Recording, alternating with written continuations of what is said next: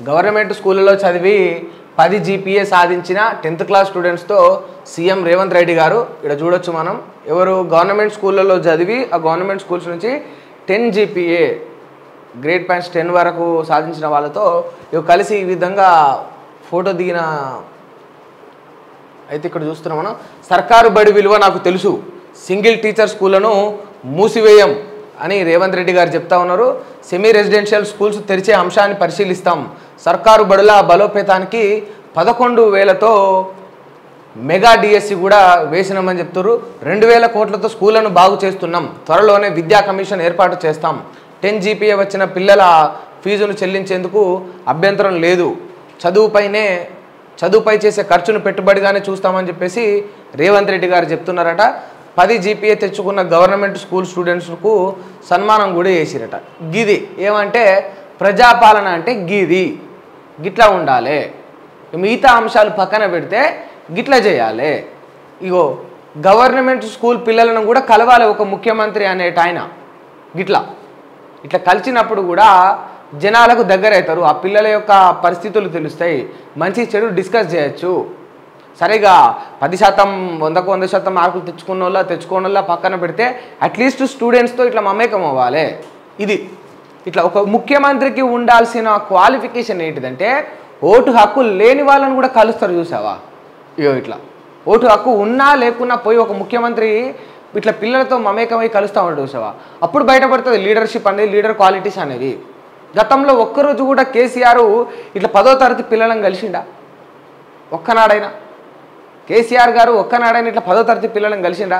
10 ఏళ్ల కాలంలో ఒక్కనాడైనా వచ్చిన 6 నెలలకే ఇట్లా పోయి కలవడం అనేది సంతోషం అనిపిస్తుంది. ఎందుకంటే ఓటు హక్కు లేని వాళ్ళని కూడా కలుస్తుండా మా ముఖ్యమంత్రి. ఓటు హక్కు లేని వాళ్ళతో కూడా కూర్చొని చర్చిస్తుండా మా ముఖ్యమంత్రి. ఓటు హక్కు లేని వాళ్ళకు సన్మానం చేస్తుండా మా ముఖ్యమంత్రి. గవర్నమెంట్ స్కూల్ స్టూడెంట్స్కు సన్మానం కూడా గిది కావాలి. We're respecting that. అది జరిగినప్పుడే ప్రజాపాలన అంటారు. ఈ పనే కాదు మిగతా అన్ని విషయాలలో కూడా మీరు ఈ విధంగానే కొనసాగితే చాలా బాగుంటుంది. ఏం చెప్తుండు ఇక సర్కారు బడి విలువ నాకు తెలుసు, సింగిల్ టీచర్ స్కూళ్ళను మూసేయం. ఎవరైనా ఇక అంటే స్టాఫ్ లేకుండానో లేకపోతే అక్కడ పిల్లలు లేకుండానో తక్కువ మొత్తంలో విద్యార్థులు ఉన్నప్పుడు కావచ్చు, సింగిల్ టీచర్ ఉన్నప్పుడు కావచ్చు, అటువంటి స్కూళ్ళను మేమేం మూసేయము అని చెప్తా ఉన్నారు. వాటికి ప్రాణం పోస్తానని చెప్తున్నారు. పొయ్యాలే, మూసివేయదు. గవర్నమెంట్ స్కూల్ అనేది కొనసాగాలి. ఎందుకంటే గవర్నమెంట్ స్కూల్లో ఆడ దిక్కు లేకపోతే ఇక చచ్చుకుంటున్నో బతుక్కుంటున్నో ఏం చేస్తారు తల్లిదండ్రులు? వాళ్ళ పిల్లలను ప్రైవేట్ పాఠశాలలలో చదివిస్తారు. ఆ ఫీజులు కట్టలేక, వాళ్ళకి పుస్తకాలు కొనలేక. గవర్నమెంట్ స్కూళ్ళలో ఎంటైర్ స్కూల్ ఖర్చు మొత్తం ఎంత అవుతుందో ప్రైవేట్ స్కూళ్ళలో చదివిస్తే ఆ పిల్లల పుస్తకాలకే ఖర్చు ఎంత అవుతుంది అంటే ఆలోచించారు. ఫీజులు ఏ స్థాయిలో ఉంటాయి అనేవి. అటువంటి పరిస్థితి ఉన్నది ప్రైవేటుకు గవర్నమెంట్కు పోల్చుకుంటే. కనుక ముఖ్యమంత్రి గారు తీసుకున్న ఈ డిసిషన్ అనేది బాగున్నది. సర్కారు బడిలో బలోపేతానికి 11,000తో మెగా డిఎస్సి కూడా వేసిరట. 2,000 కోట్లతో స్కూళ్ళను కూడా బాగు చేస్తున్నామని చెప్పారు.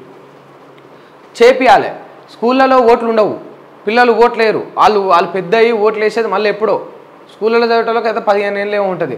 మళ్ళీ వాడు 18 ఏళ్ళకి రావాలి. మరి అప్పటి వరకు మళ్ళీ ప్రభుత్వం ఉంటుందా, ఊసిపోతుందా, ఏమవుతుందో, ఎవడు ముఖ్యమంత్రి అవుతాడో ఏం తెలియదు.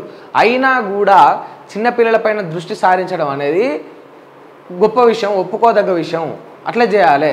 ఈ తెలంగాణలో ఎన్నో స్కూల్స్ ఉన్నాయి, తెలుగు రాష్ట్రాల్లో కావచ్చు, భారతదేశంలో కావచ్చు. అట్లీస్ట్ టాయిలెట్స్ కూడా లేకుండా ఎన్నో స్కూల్స్ ఉన్నాయి. అటువంటి స్కూల్స్ను గమనించి ఇవాళ 2,000 కోట్లు స్కూల్స్ పైన ఇన్వెస్ట్ చేయడం అనేది సంతోషకరమైన విషయం. అట్లా చేయాలి. ఏమున్నా కూడా అంటే లోగోల పైన, టీజీల పైన, వీటిపైన పెట్టకుండా సరే అది కొంత మచ్చ మీకు వచ్చింది, ఆ మచ్చను చెరిపేసుకోవడానికైనా అట్లీస్ట్ ఇటువంటి వాటిపైన పెట్టి నిరూపించుకోండి లీడర్షిప్ క్వాలిటీస్ అనేవి. మాకు సంతోషం అనిపిస్తే ఇట్లా పిల్లలతో మమేకమైతే ముఖ్యమంత్రి పిల్లలకు సన్మానం చేస్తే సంతోషం అనిపిస్తుంది. ఓటు హక్కు లేని వాళ్ళకు కూడా ప్రాధాన్యత ఇస్తుంటే మాకు గర్వంగా అనిపిస్తుంది. ఇది కదా మా ముఖ్యమంత్రి నుంచి మేము ఎక్స్పెక్ట్ చేసేది అని.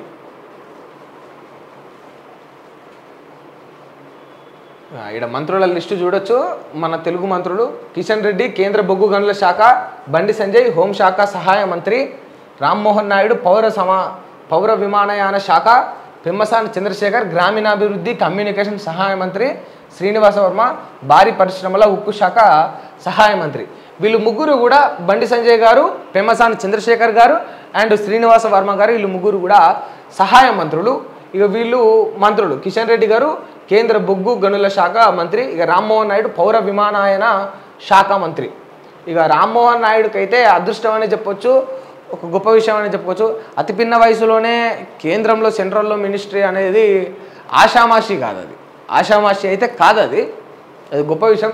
ఇక్కడ బండి సంజయ్ గారు కూడా అసలు ఈయన వ్యక్తిగతంగా ఎదగడమే కాకుండా ఒక బీసీ బిడ్డ అయిన ఈయన మామూలు ఒక కార్పొరేటర్ స్థాయి నుంచి వచ్చిన బండి సంజయ్ గారు వ్యక్తిగతంగా ఎదగడమే కాకుండా ఈ వ్యవస్థలో బీజేపీ పార్టీని కూడా బలోపేతం చేసిండు, కార్యకర్తలకు తోడున్నాడు.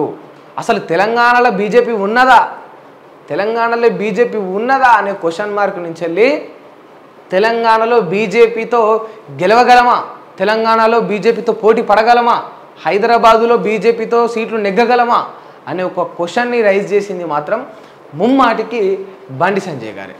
అది ఎవరు అవునన్నా కాదన్నా ఇది వాస్తవం. ఉన్నది ఉన్నట్టు మాట్లాడుకోవాలి, లేనిది లేనట్టే చెప్పాలి, అదే జర్నలిజం అంటే. ఎందుకంటే ఏదో ఇక నేను జర్నలిస్ట్ కనుక తిట్టాలి, జర్నలిస్ట్ కనుక కొందరు ఉంటారు కదా ఇక తిట్టుడు పని పెట్టుకుంటారు, ఫేమస్ కానికో దానికో దీనికి ఇక తిట్టాలి, ఒర్రాలి, అరవాలి, అది కాదు అంశం. మంచి చేసిండా మంచిగానే చెప్పాలి, చెడు చేసిండా చెడనే చెప్పాలి. వీరు